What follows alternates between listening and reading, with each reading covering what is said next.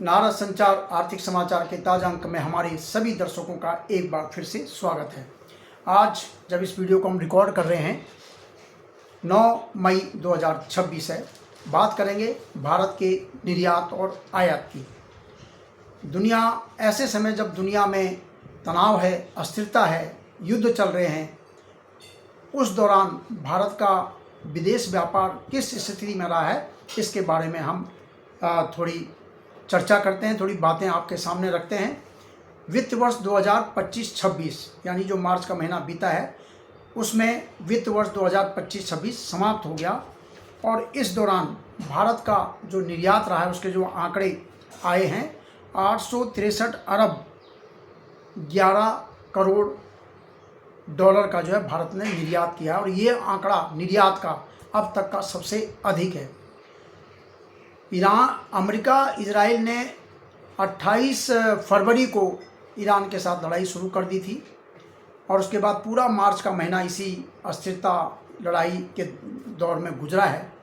तो मार्च का एक महीना भी इसमें शामिल है। उसके बावजूद जो है, हालांकि मार्च के जो अलग आंकड़े हैं उसमें निर्यात में कमी आई है पिछले साल मार्च के मुकाबले, लेकिन ओवरऑल 863 अरब डॉलर का निर्यात हुआ है और आयात कितना हुआ है 979.65 अरब डॉलर का, 980 अरब डॉलर आप कह सकते हैं। तो 863 का निर्यात किया, 980 का आयात किया, यानी 120 अरब डॉलर का हमें विदेश व्यापार में घाटा हुआ है। तो इतना हमने ज़्यादा पैसा आयात में लगाया। अब इसका संतुलन दूसरे माध्यमों से सरकार करती है, कैसे करती है वो देखने की बात है। विदेशी मुद्रा भंडार पर भी इसका कहीं ना कहीं दबाव पड़ता है कि हम आयात ज़्यादा कर रहे हैं और निर्यात कम कर रहे हैं। निर्यात को हम सरप्लस में कैसे लाएंगे, इसके लिए तमाम प्रयास चल रहे हैं। विभिन्न देशों के साथ फ्री ट्रेड एग्रीमेंट हो रहे हैं, नए बाज़ार तलाशे जा रहे हैं। ऐसे समय जब पश्चिम एशिया में तनाव है, तो हम अब देखते हैं कि किन चीज़ों का सबसे ज़्यादा निर्यात किया गया। यहाँ पर एक बड़ी बात यह है कि कुल निर्यात में आधा जो है सेवा निर्यात है। 421.32 अरब डॉलर का सेवा निर्यात है, 441 का वस्तु निर्यात और 421 अरब डॉलर का सेवा निर्यात। तब ये कुल आंकड़ा 863 अरब डॉलर पर पहुंचा है। तो वस्तु निर्यात हमारा कम है, सेवा निर्यात की हमें उससे बड़ा समर्थन मिल रहा है। हमें विदेश व्यापार में संतुलन साधने में बहुत मदद मिल रही है। सेवा निर्यात यानी हम जो भारतीय लोग सॉफ्टवेयर इंजीनियरिंग का काम करते हैं, सूचना प्रौद्योगिकी के क्षेत्र में जो सेवाएं देते हैं, बीपीओ यहाँ चल रहे हैं जो विदेशों के लिए काम करते हैं, केपीओ, बीपीओ और विशेषज्ञ सेवाएं जो हम देते हैं इंजीनियरिंग के सेक्टर में और सॉफ्टवेयर के क्षेत्र में, वित्तीय क्षेत्र में, कानूनी क्षेत्र में, ये तमाम चीज़ें जो भी हम सेवाएं देते हैं और उसके बदले में जो हमें पैसा मिलता है उसको कहते हैं सेवा निर्यात। वस्तु निर्यात, इंजीनियरिंग सामानों का हम निर्यात करते हैं, इलेक्ट्रॉनिक सामानों का निर्यात करते हैं, दवाइयों का निर्यात करते हैं, पेट्रोलियम उत्पादों का हम निर्यात करते हैं। अब आप कह सकते हैं कि भारत तो पेट्रोलियम का बहुत बड़ा आयातक है, तो फिर निर्यात क्यों करता है? हम वास्तव में सिर्फ कच्चे तेल का आयात करते हैं। कच्चा तेल का बड़ी मात्रा में हम आयात करते हैं, 80-85% अपनी ज़रूरत का, और उसको फिर अपनी रिफाइनरियों में हम जो है प्रोसेस करते हैं। कच्चे तेल को हमारे पास बहुत रिफाइनरियाँ हैं, इंडियन ऑयल की रिफाइनरियाँ हैं, भारत पेट्रोलियम चलाता है, हिंदुस्तान पेट्रोलियम की है, रिलायंस इंडस्ट्री की जामनगर में बहुत बड़ी रिफाइनरी है। तो वहाँ कच्चे तेल को प्रोसेस किया जाता है, उससे पेट्रोल बनता है, डीजल बनता है, एटीएफ बनता है, नाफ्ता बनता है, पॉलीप्रोपिलीन, पॉलीएथिलीन, तमाम चीज़ें, केरोसिन, मिट्टी का तेल, ये सब उससे बनते हैं। तो उसमें से हम फिर कुछ पेट्रोलियम उत्पादों का यानी पेट्रोल डीजल का एक्सपोर्ट भी करते हैं। ज़्यादा कच्चा तेल मंगाया, एक्सपोर्ट कर दिया, उससे भी हमें विदेशी मुद्रा प्राप्त होती है। जो अंतर्राष्ट्रीय बाज़ार में दाम होता है उसके हिसाब से एक्सपोर्ट होता है। जो कई छोटे देश हैं, सिंगापुर है, मलेशिया है, श्रीलंका है, उनको हम पेट्रोलियम उत्पादों का निर्यात करते हैं। तो ये हमारे लिए एक अच्छा मददगार साबित होता है। आयात क्यों ज़्यादा हो रहा है, आयात क्यों बढ़ा हमारा?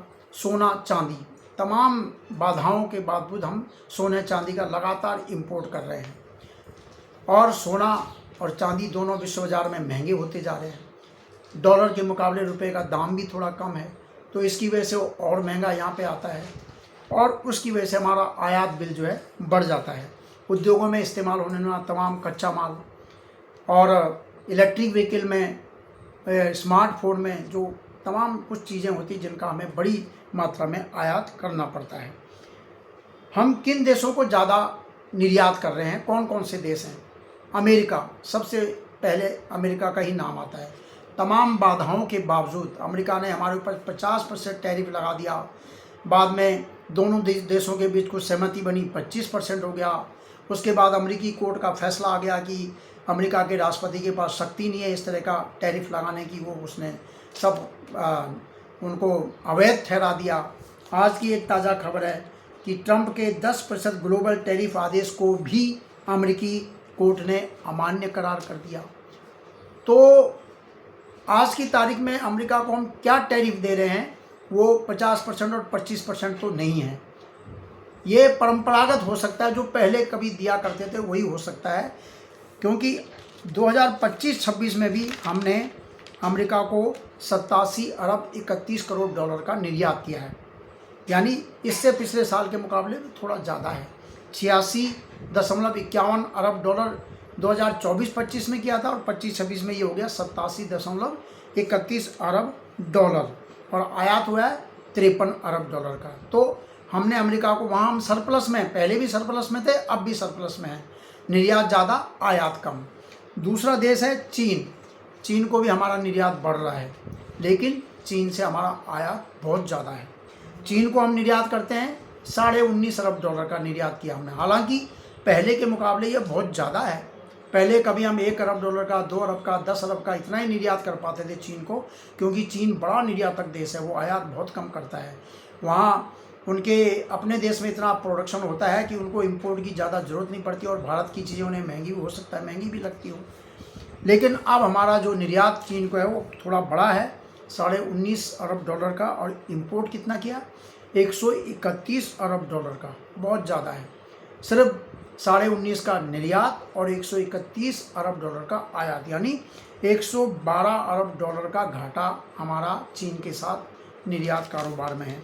और वहाँ हमने क्या भेजा चीन को? सूती धागे भेजे, खनिज भेजे, ईंधन भेजा और कई तरह के रसायन, लौह अयस्क, बॉक्साइट, क्रोमियम अयस्क और तांबा, इन चीज़ों का हमने निर्यात किया। और आयात बड़ी मात्रा में रेयर अर्थ मिनरल्स जो होते हैं, ये इलेक्ट्रिक व्हीकल में कुछ चीज़ें होती है जो वहाँ काम आती हैं, स्मार्टफोन में काम आती हैं, कई चीज़ें जो है जो ज़रूरी चीज़ है वो चीन से बड़ी मात्रा में हम आयात करते हैं। संयुक्त अरब अमीरात, ये भी हमारा बड़ा व्यापारिक भागीदार है। हमने उसको, वहाँ से हम कच्चा तेल, LPG वगैरह मंगाते हैं और पेट्रोलियम उत्पादों का, पेट्रोल डीजल हो सकता है, इनका निर्यात करते हैं। रत्न और आभूषण, बड़ी मात्रा में हम कच्चे हीरों का आयात करते हैं, उन्हें तराश कर बेहतर बनाकर एक्सपोर्ट करते हैं। सोने चांदी का आयात करते हैं, सिल्लियों का, और फिर उनके आभूषण बनाकर हम निर्यात करते हैं। तो ये व्यापार जो है इसी तरह चलता रहता है। आभूषण, रत्न आभूषण और इंजीनियरिंग सामान हम संयुक्त अरब अमीरात UAE को निर्यात करते हैं। नीदरलैंड रिफाइंड पेट्रोलियम, मशीनरी और कई तरह के उपकरण। सिंगापुर पेट्रोलियम और इलेक्ट्रॉनिक सामान। ब्रिटेन दवाइयाँ, परिधान और इंजीनियरिंग उत्पाद।